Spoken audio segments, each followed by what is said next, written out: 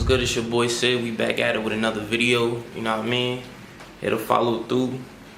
We're here to talk about the houses in astrology, right? I basically want to give you guys a breakdown of what the houses represent. I did a previous video where I talked about deriving information from your house. It was titled Derivative Houses Finding Other People in Your Chart.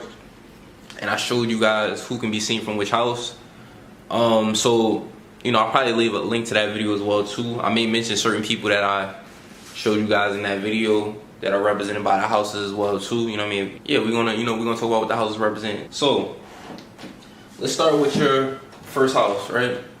So the first house we have right here, this house represents, we could say, your appearance. It represents physical body.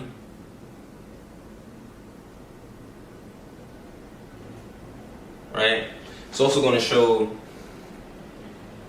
your outlook. Your outlook in terms of how you perceive the world and how others perceive you, but I'll just put outlook. Alright? We could also say it's the mask. As is how you act. It's the mask that we wear. It's how we come off. You could say it's yourself. Alright? So these are just different things that the first house can represent. A few things, right? Let's go to the second house, right? So we have the second house here. This house was going to show, we could say, your finances. We could say things that you value, right? And you know, a lot of the things that we value, or that we place a value on, can show like our self-worth, basically, and self-esteem. That's what our self-worth and self-esteem can be based upon. So this house can deal with self-esteem and self-worth, basically. With finances, we can say money. Alright, so these are just some things. It can deal with your possessions as well too, by the way. So let's go to the third house. Third house is going to talk about your siblings in general. Now another thing, this house represents your thinking and your communication in terms of your style, right? What you think about too. This house represents your neighbors, relatives, aunts, uncles, cousins. So we're going to put relatives. So under relatives, aunts, uncles, cousins, you know, can fall under this, right? And siblings. So I can't fit all that right here, but and this house could also represent how you move about in your immediate neighborhood as well too. I can't fit that here, but make sure you write that down, you know what I mean, as your notes. Now, this house also is going to tell us about early education, right? It's usually before high school. So I'm going to put early ED for education. So these are some things, right, that this third house represents. Now, fourth house is home.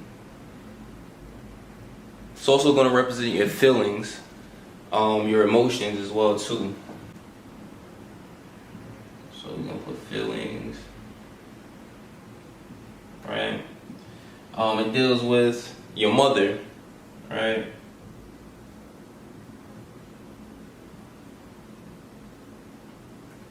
So the mother can be seen from the fourth house. It can also tell us what you do in your home, like in private in your home, basically. So we put home there, but you could say it's what you do in your home, basically. Planets there will flavor it as well too, in terms of the things that you can do.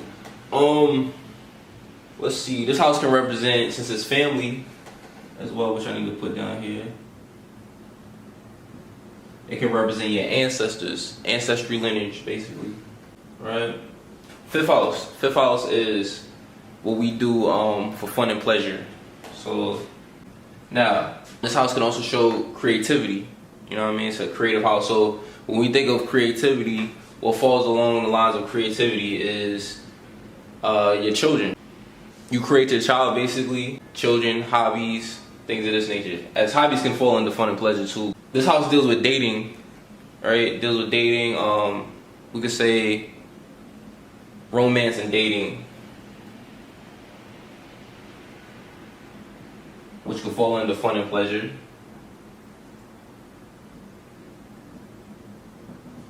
Alright, romance and dating. We said hobbies. Alright, so these are some things that could be seen. Now another thing this fifth house can represent is a Leo house, so it could represent like the stage and entertainment, right? Put down entertainment as well too. Let's go to the sixth house, right? Sixth house is work. right? It's work. It deals with co-workers, but we could also say it deals with your health and daily routines. Your daily routines contribute to your health. We could put illness as well too. Now this sixth house, this also deals with pets, small pets basically. So we're gonna put pets. If you have any pets, look at the sixth house for your relationship with your pets, or what type of pets you could be drawn to or have, basically. Right? Seventh house, relationships, more so one-on-one relationships. Now, what can fall under relationships can be business, or like just any type of relationships, but it could be business can fall under here too as well. Business relationships, and just how you are in relationships. You know what I mean? How you relate to others. This house represents your marriage, basically, your spouse. Now, in derivative houses, in that video that I said I was gonna link, I show you if you have multiple marriages or spouses. I show you which houses basically can be seen, or which spouses can be seen from each house, because they're not all gonna fall into the seventh, basically, right? If you have multiple marriages. So look into that video to see more. You know what I mean? If you want to be specific. Same thing with children. I talk about the different houses that represent different children if you have more than one child, basically, right? Same thing with siblings as well, too. In this third house, it's other houses that could represent different siblings if you have different ones, or older siblings, right? Can be seen from the 11th. See, this house right here, I'm trying to think, is there anything else? Open enemies can be seen from the 7th house, right?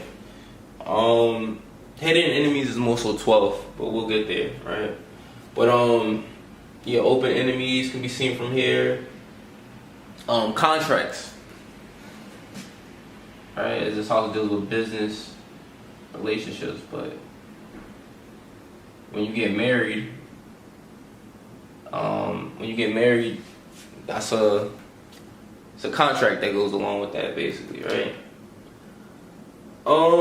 Let's go to the 8th house, right? First thing I think of is sex and intimacy. Alright, so this house could represent intimate partners, basically.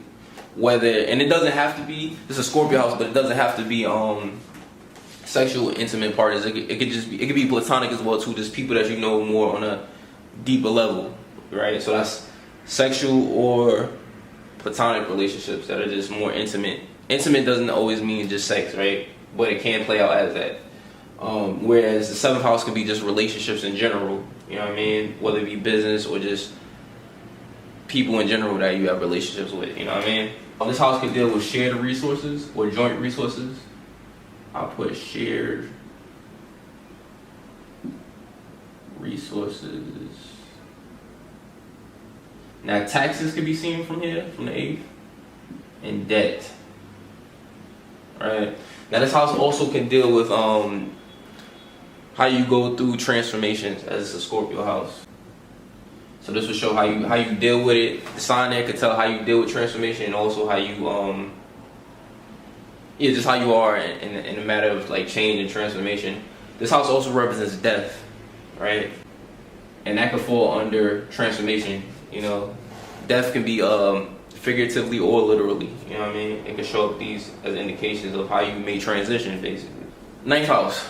9th house is, we said, it's your father, and the derivative houses. I also have a video on my YouTube channel in terms of showing you how the mother is the 4th, the father is the 9th, and I give you examples and readings that I've done to show you how it resonates with the person, so that way you don't have to just take what I'm saying, because different astrologers will say the 4th house is the father, then some will say the 4th house is the mother, then some will say the 10th house is the father, and then some will say the 10th is the mother. So like I said, I showed you in real time how it resonates with certain people. That way you don't have to just go off what I'm saying. So 9th house is also your beliefs and spirituality. This house represents in-laws.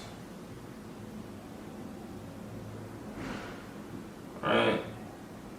Oh, this house represents foreign travels, long distance travels. Right? Whereas 3rd house, opposite of that, is short distance travels, right? So I can't fit that here, but make sure you put that short distance travels for 3rd house. This house also, 9th house, deals with publishing. If you were to publish anything, it could be the matters that you talk about in terms of the zodiac sign, and also the planets that are there, if you have any planets in the 9th, right? Now, 10th house, career. We got public reputation or image. right? Public reputation. This house also talks about bosses and supervisors. It could be authority figures, so authorities. Now, in some cases, this can show up as authority figures, and they don't necessarily have to be bosses or supervisors, but they could be like just people who have authority over you in general. It could be elders as well too. As it's a Capricorn house. Capricorn is like an elder type of energy. Higher ups in your work, right? 11th house. Friends. It's your friends. We could say community.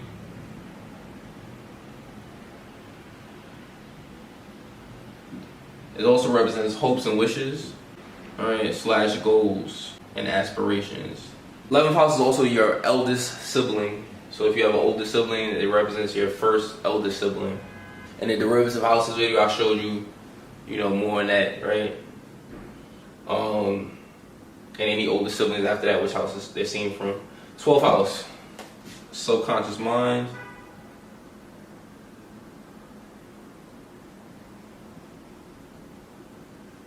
Alright, now we got dreams, can be seen from here, what you dream about. We got hidden enemies, which I stated before, as this is a house where you don't always see things clearly.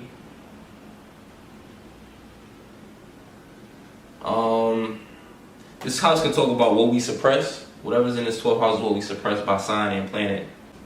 This house can also deal with past lives. It can show past life energy. Also, what we do behind the scenes and in isolation.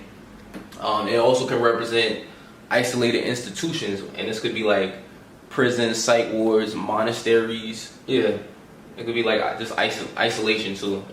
Retreat. This house deals with spirituality.